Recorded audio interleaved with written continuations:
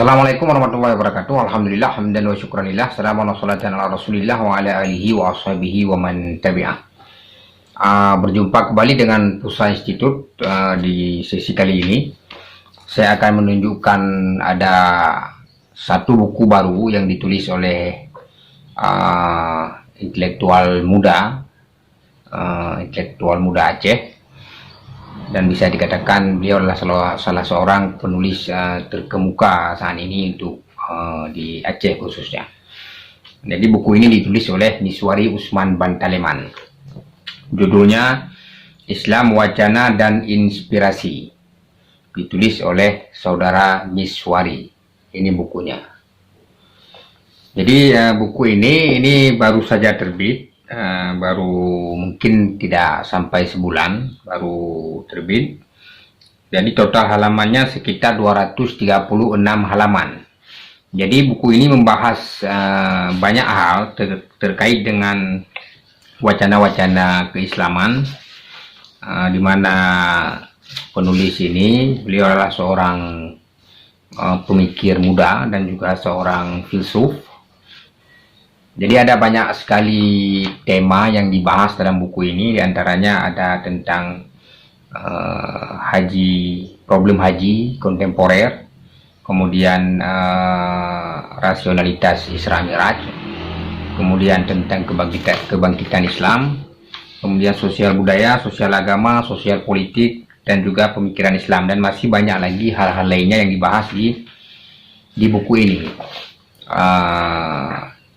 Jadi ada satu bagian yang menurut saya ini menarik juga. Buku ini walaupun ditulis dengan sangat serius oleh Miswari, tapi ada nuansa kocak juga di buku ini. Jadi ada salah satu bagian yang menceritakan tentang seorang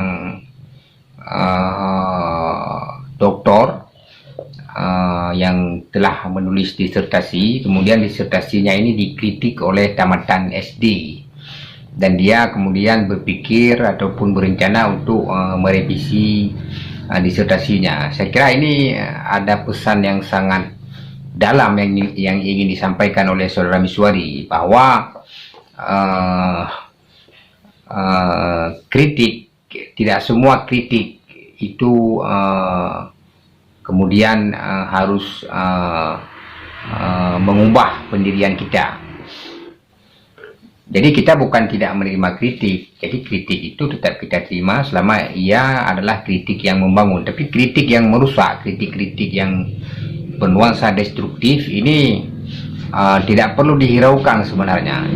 Jadi Miswari menceritakan itu di buku ini. Jadi ada seorang yang telah menulis disertasi, kemudian disertasinya dikomentari oleh tamatan SD, dan tanda kutip, saya minta maaf bukan merendahkan tamatan SD, tapi ini bicara pendidikan ya,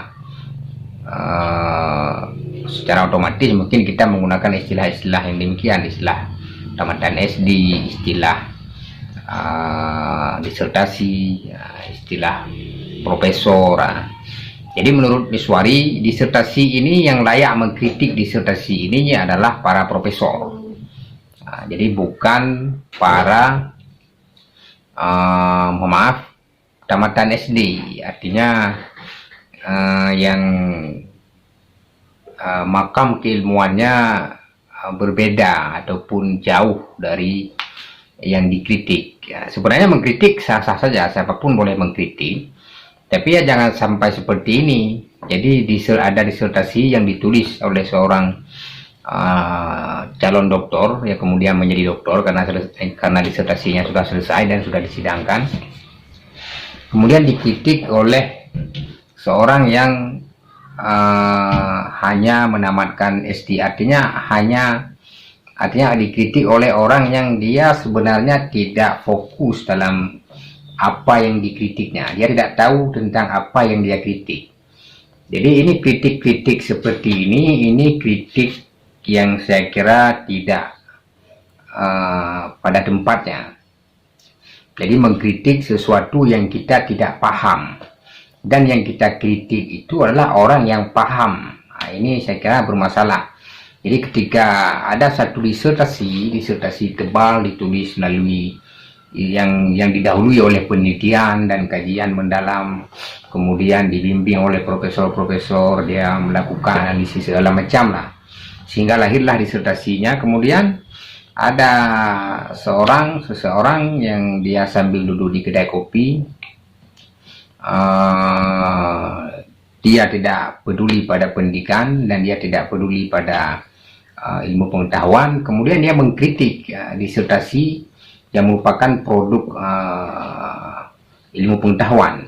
Ini yang saya kira ingin disampaikan oleh Miswari mungkin dalam buku ini, dalam buku Islam, Wacana dan Inspirasi. Kemudian di bagian lainnya Miswari juga menceritakan tentang ini menarik juga bagi saya karena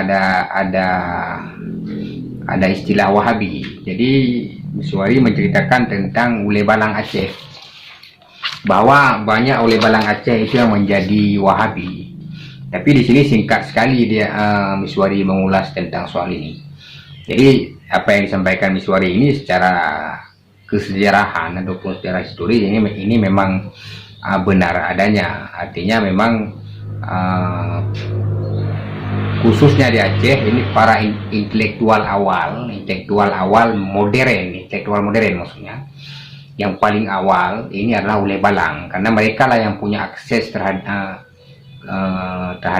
lembaga pendidikan yang waktu itu diselenggarakan oleh pemerintah kolonial.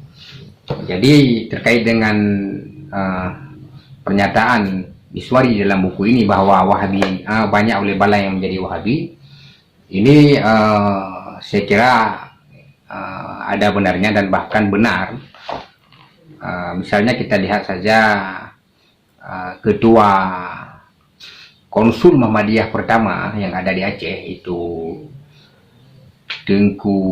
Teku Hasan Lumpang Payung, itu beliau seorang ule balang yang kemudian beliau bergabung dengan Muhammadiyah.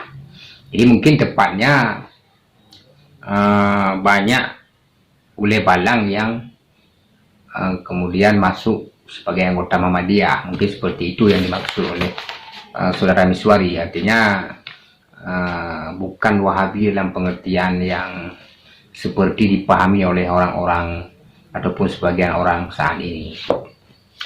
Jadi bagi siapa saja yang berminat dengan buku ini bisa menghubungi langsung saudara Miswari Usman ataupun bisa juga melalui saya. Jadi harganya tidak mahal, hanya 65.000. Nanti bagi yang berminat bisa WA di nomor di